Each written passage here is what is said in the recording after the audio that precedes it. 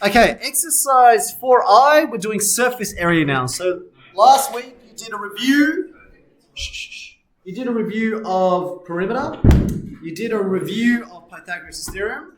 And you also did a review of area formulas. Today you're putting in the area, but not in 2D, now it's in 3D shapes.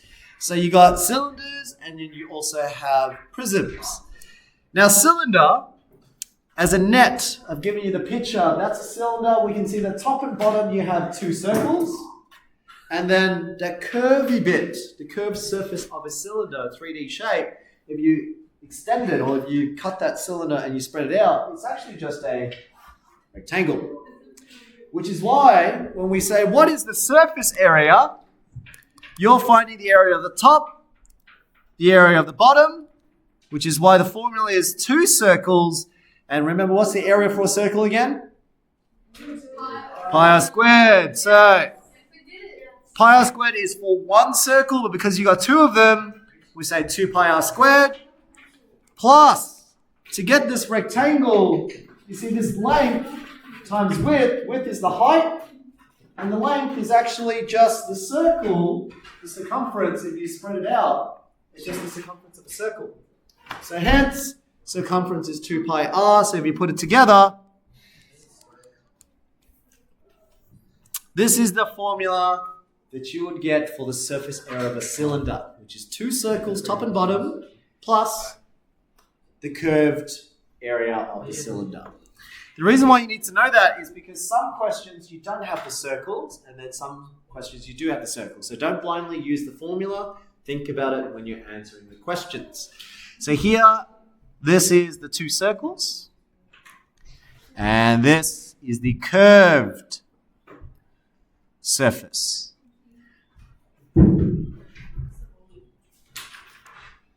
Okay, so in case you don't know what the curved surface is, this is the curved surface.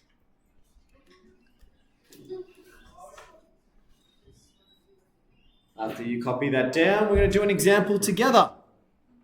So that's your formula that generally is in your textbook to find the surface area of a cylinder. Two circles plus the curved surface. Let's have a look down here. Now, out of curiosity, when we use the word prism, what's the difference between a prism and a pyramid? Let's go with Sunny. Do you know the difference between a prism and a pyramid? So like a pyramid is like a triangle and stuff. Like a prism is like, I don't know, it's like, imagine like a shape, right? Like any shape, like any tree shape. A prism is kind of like that, except like you kind of stretch it out like in a way, I guess. For example, a cylinder would be a prism because you kind of just like stretch it out in one direction. I guess. That is correct.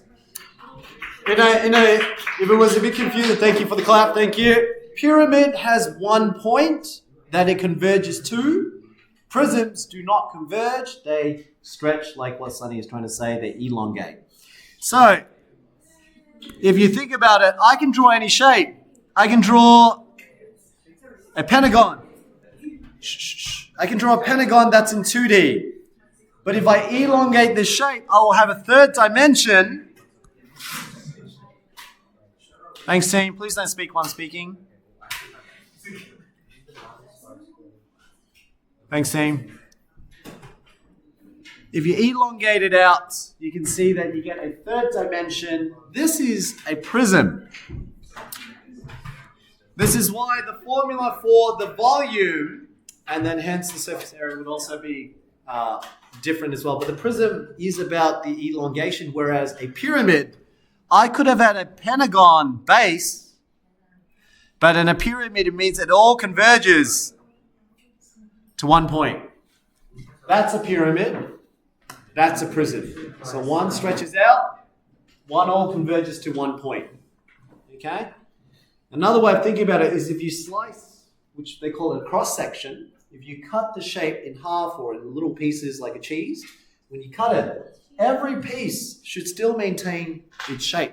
So even if you cut it right here and you pulled it apart, it should still be a pentagon. Whereas a pyramid, if you cut it, say, this direction, and then I pulled it apart, the base on the top and the base on the bottom are actually very different shapes. So this one down here will be a different shape to, say, the pentagon that you get up here. In fact, it gets smaller and smaller as you get closer to the pinpoint, right?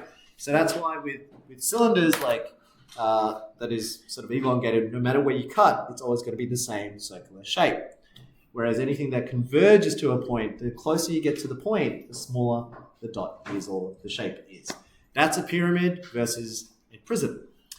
That will be useful for the next exercise when you do volumes. But at this moment, we're just working on surface area. So let's do this problem here. Surface area is when you're thinking of it as finding a paint box and you're painting this entire shape exteriorly. Okay, so it's all on the exterior side. Now you can see in this rectangular prism, you've got one side, two sides, three sides, four sides, 5 on the bottom, and then 6 on the top. When you're working through total surface area, lay your information out clearly. So in my case, I usually work with front, back, then left to right, and then top, bottom. Okay, so no matter how you do it, you're going to show some sort of calculation clearly. Don't just write numbers. So here we go. This is how I would have done it.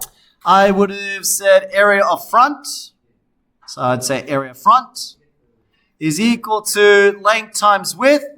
In this case, it is 4 by what? What's my width? 3. Mira? 3, because this is your height. So this is the front. So here, 4 by 3, that gives me 12 square meters. But because a rectangular prism, whatever's at the front is going to be the same shape as the back.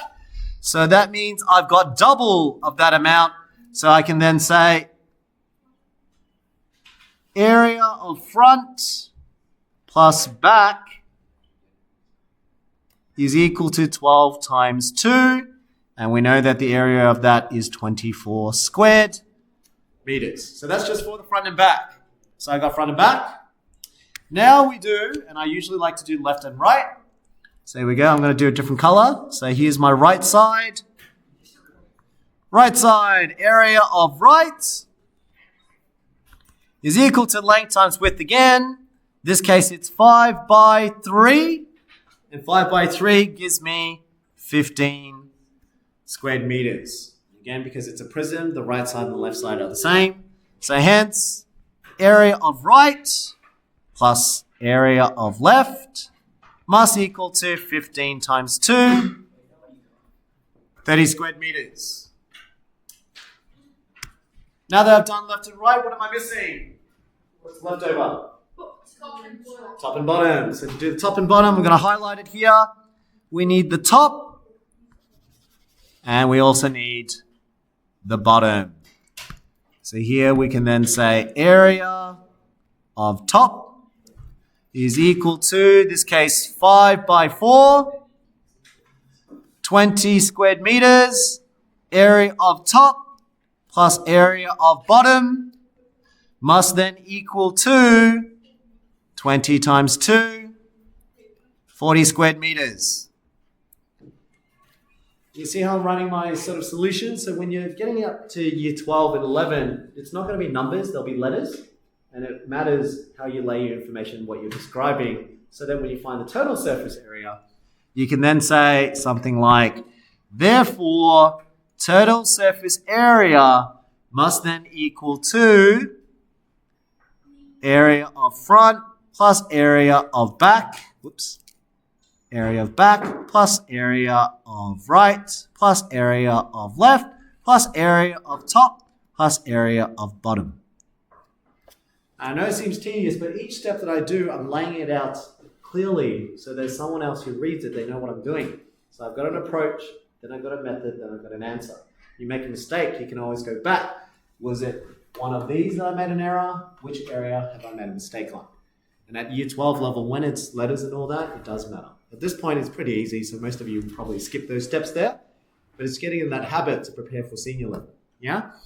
So here, I would then fill in my answers. I would then say, okay, we figured out this was 24. We figured out that right and left gave me 30. And then I figured out top and bottom is 40. So together, 24 plus 30 plus 40 gives you what? 90, 94. Don't forget your units. Square meters. Very good. So far, so good? Next one you can probably do just using the formula. Given our short time, can we flip over to the next page and let's do one problem solving together. Here we go. Flip over, flip over. So you should have those as part of your notes there. So on Wednesday, you have some time to do some problem solving. Let's do example 3, just because it looks funky. Example 3, there is one area that you have to be careful of, that you do not include. Which area do I not include? Can I get a show of hands if you can see it? Because we're doing the surface area, what do I not include? Raf? Bottom of the circle. This section here, I cannot paint. All right, I'm painting the exterior of this shape, so that means I will paint everything. So the top, the sides, the flat bit of the cube, the front of the cube, the side of the cube, the back of the cube, and the bottom of the cube. But what I can't paint is the bottom of the circle. So that means when you're calculating the area, you have to figure out, how do I get? There's leftover bits of the cube on the top. So if you picture that, it essentially is a square, and you've got a circle or cylinder that you need to subtract away. So this is your blue section, and you need the yellow. Here we go. I'm going to pause the video. You're going to have a go. You can use a calculator or you can do it by hand, but I'm going to check within 4 minutes. Let's see if you can get the answer. I'm going to pause the video. And here are the answers. 851.3 square meters, team. Didn't get it wrong.